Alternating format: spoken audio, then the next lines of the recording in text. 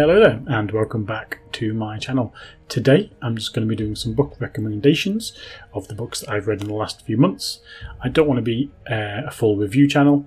Being a writer, I always think that's a little bit weird if you're reviewing books when you're writing your own as well. So instead, I'm just going to recommend the books that I really enjoyed the last few months. So as you know, I aim to read a sci-fi, fantasy and indie book each month. So I'm going to be sticking with that with regards to these book recommendations. So there's going to be some indie, some sci-fi and some fantasy books. So we'll start off with an indie book, and that is Tropical Punch by S.C. Jensen.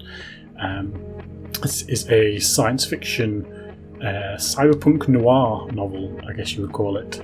It's got that hard-boiled style of the classic noir books, like the Raymond Chandlers, Dashiell Hammett, things like that, with the first-person narration, but in a science fiction setting. I listened to this one, so I really enjoyed listening to it on the audio. The first person works really well for narration, I always think, so having an audiobook was really great. As regards to the story, it's a lot of throwbacks to those hard-boiled books that I mentioned, so I really enjoyed that because I used to read a lot of those when I was younger. But in its own right, it's got a great story, it's got a great character, it subverts a lot of the tropes that you'd expect from the noir novels, but in a way that is engaging and really entertaining. The side characters especially were really great in this one. Don't want to go into any spoilers, so I recommend checking it out. There's a series of the books out, which I will be getting to as well. I may wait for them all on audiobook because I really enjoyed listening to it.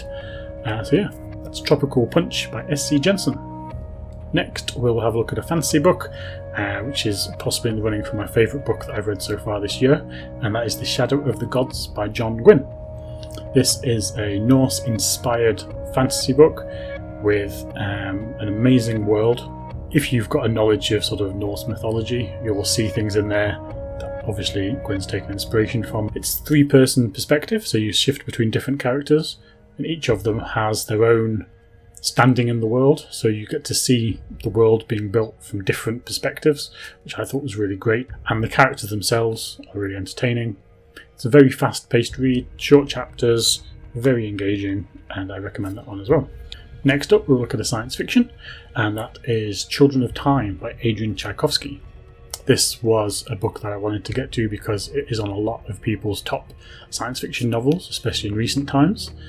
I've heard of it, I've never read it. It has spiders in it. I won't go into any spoilers regarding what the spiders are in there, but it's spider heavy, so not a fan of them, so I wanted to see how it went, but it does it really well. It's a story of colonization, shall we say, but not how you expect. The ideas within this book were really great, and there's a lot of science fiction elements, such as sort of travel through space and things like that were really well done.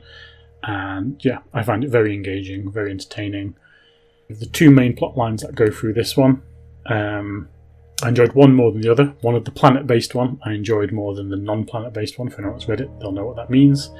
But overall, it was really great and it came together really well. There's a sequel to this that I am planning on getting to at some point. Children of Time, there's a reason why it's a lot of people's favourites and it's worth checking out. The second indie book that I want to recommend is Cyber Squad Level 2 by A.K. Mussycat. This is a sequel, first book being Cyber Squad Level 1.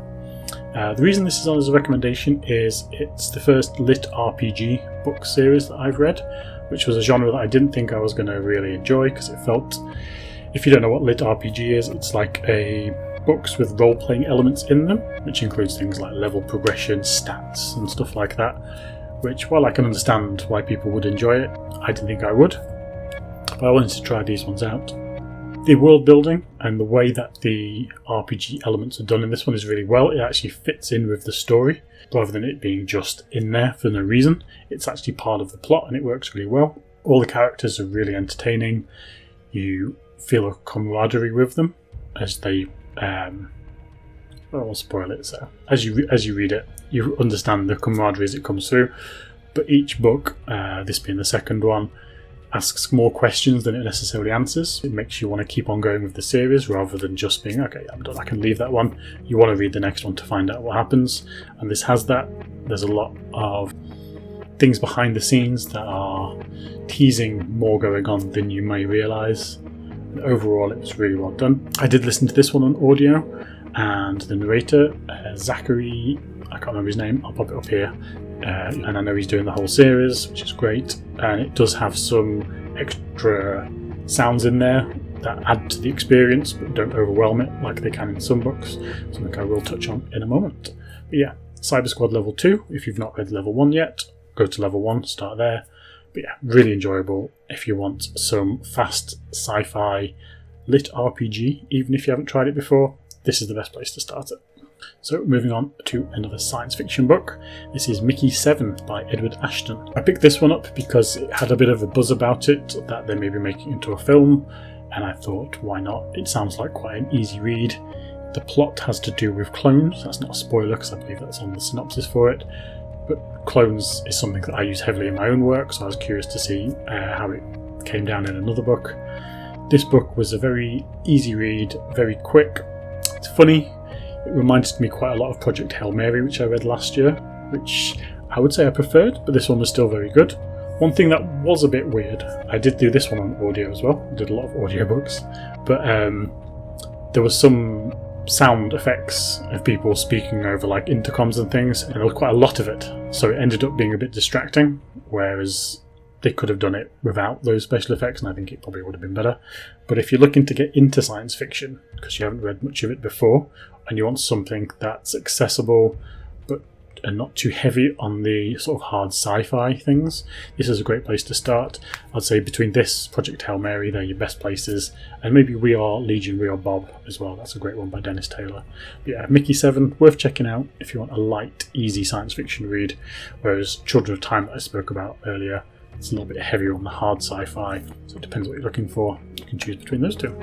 The final book I'm going to look at is a fantasy, and it is also an indie self-published book by Ryan Cahill, and that is Of Blood and Fire.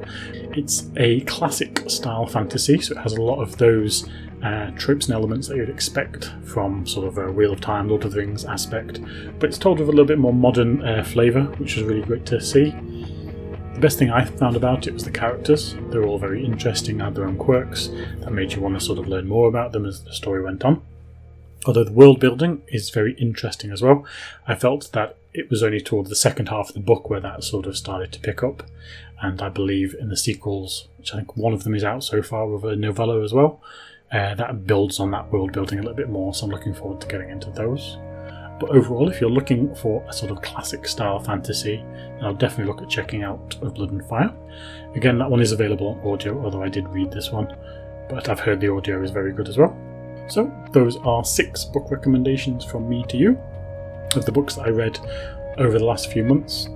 I'll probably do this more often and maybe have less books in each video, but I wanted to just go through the last couple of months' books that I've read, highlight the ones that I felt were sort of the best reads, depending on if you wanted a sort of an easy one, a heavy book, things like that, and highlight those indie books as well. Always recommend checking those out because they don't always get the spotlight that some of the bigger books and traditionally published ones do. Also, I'd like to point out this One More Chapter print, which is by Calm Lettering. She's got a handful of book-related prints on her shop on Etsy. I'll drop a link below if you want to check any of those out. So, thank you very much for watching, and I'll see you in the next one.